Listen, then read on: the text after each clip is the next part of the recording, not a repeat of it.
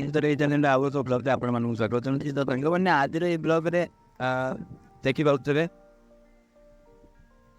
ଆଜି ଆମ ବଗିଚାକୁ ବୁଲି ଆସିଛେ। ତ ସାଙ୍ଗମାନେ ଆଜିର ଏଇ ବ୍ଲଗ୍ରେ ବଗିଚାକୁ ଦେଖିବା ଆଉ ଖରା ଦିନରେ କେତେ କ'ଣ ଫଳ ହେଇଛି, ମାନେ ଏମିତିକି କାଜୁ କି ଆମ୍ବ ହେଇଛି ଆଉ ଦେଖିବା, ଆଉ ଏତେ ଫଳକୁ ଟିକେ ଟେଷ୍ଟ କରି କେମିତି ଲାଗୁଛି ସେ ବିଷୟରେ ଜାଣିବା।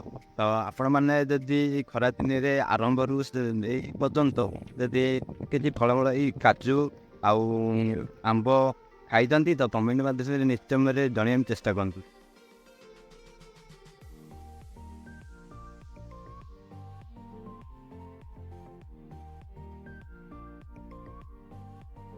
ଭିତରକୁ ଆମେ ଆସିଛେ। ଏଠି 2ଟି ଗଛ ଅଛି, କିନ୍ତୁ ସେ ତାର ଗୋଟେ ଆଉ କିଛି ଗଛ ଅଛି, କାଜୁ ଗଛ ଆଉ ଆମ୍ବ ଗଛ ମଧ୍ୟ ଅଛି। ତ ଚାଲନ୍ତୁ ବଗିଚା ଭିତରେ ପଶିବା ଆଉ ଦେଖିବା। ତ ସାଙ୍ଗମାନେ ଦେଖିପାରୁଥିବେ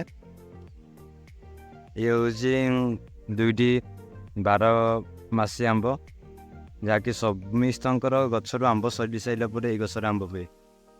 ଆପଣମାନେ ଦେଖିପାରୁଥିବେ ଗୋଟିଏ ଗୋଟିଏ ଆମ୍ବ ଏଇ ଗଛରେ ହେଇଛି। ତ ମାନେ ଆପଣମାନେ ଯେମିତିକି ଦେଖିପାରୁଥିବେ ଆମ୍ବ ତ ଗଛ ଦେଖିଲେ, ଏବେ ବର୍ତ୍ତମାନ କାଜୁ ଗଛ ଦେଖିବା। କହିବାକୁ ଗଲେ ଗଛଟା ବହୁତ ଉଚ୍ଚାରେ ଅଛି, ସେଥିପାଇଁ ଆମ୍ବ ତୋଳିକି ଖାଇବା ଟିକେ ଅସୁବିଧା ହେଉଛି। କିନ୍ତୁ ଚାଲନ୍ତୁ କାଜୁ ଗଛ ଦେଖିବା।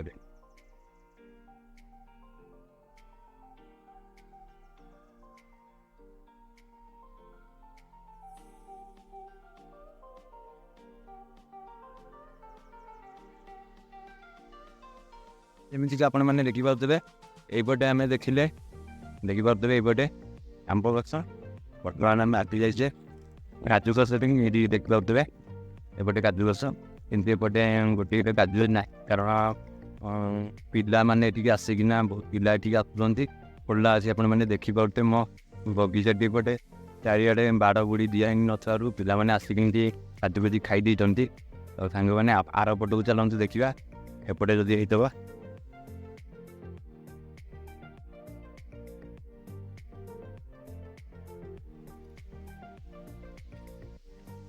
ସାଙ୍ଗମାନେ ଦେଖିପାରୁଥିବେ ଏଇପଟେ ବଗିଚାରେ କିନା ଏଇଠି ଗୋଟେ କୂଅଟେ ଅଛି, ଯୋଉଠିକି ପାଣି ଭର୍ତ୍ତି ହେଇଯାଏ।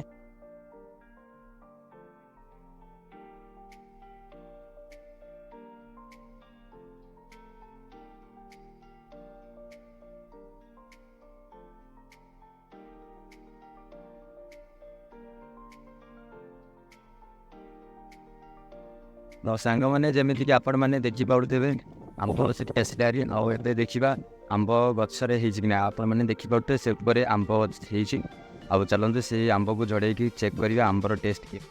ଟିକେ ଦେଖିପାରୁଥିବେ ଆମେ ଏକ ଆଂଶିଟା ପାଇଯାଇଛେ, ତାକୁ ସେ ଆମ୍ବକୁ ଝଡ଼େଇବା, ତ ତାକୁ ଦେଇ ନ କରିକିନା ଆମ୍ବକୁ ତୋଳେଇଦେବା।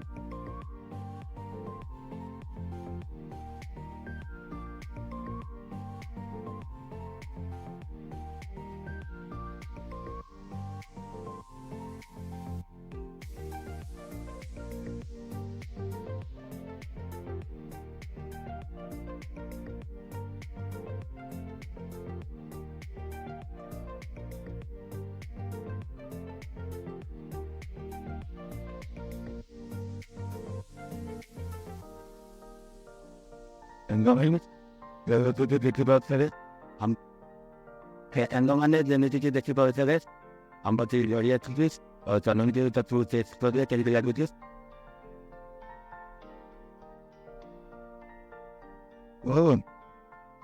ବହୁତ ବଢ଼ିଆ ଲାଗୁଛି। ଆଉ ନା ଆପଣମାନେ ଏଇ ଖରା ଦିନରେ ଆମ୍ବ ଖାଇସାରିଲେଣି କି ନାହିଁ ନିଶ୍ଚୟ ଭାବେ କମେଣ୍ଟ ମାଧ୍ୟମରେ ଜଣାଇବାକୁ ଚେଷ୍ଟା କରନ୍ତୁ। ଆଉ ବାକି ଆମ୍ବ ଖାଇବାକୁ ବହୁତ ବଢ଼ିଆ ଲାଗୁଛି।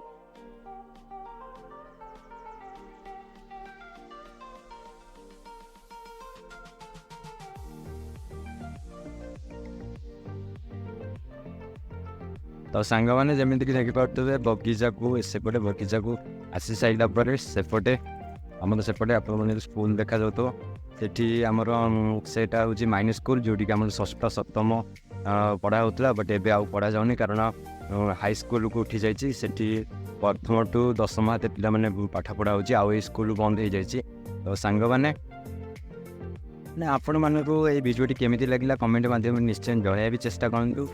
ତ ସୋ ଗାଇସ୍ ଆଜିର ବ୍ଲଗ୍ରେ ବେଶୀ ଏତିକି, ପୁଣି ଦେଖା ହେବ ଆଉ ଏକ ବ୍ଲଗ୍ରେ। ସେତେ ପର୍ଯ୍ୟନ୍ତ ବାଏ ବାଏ।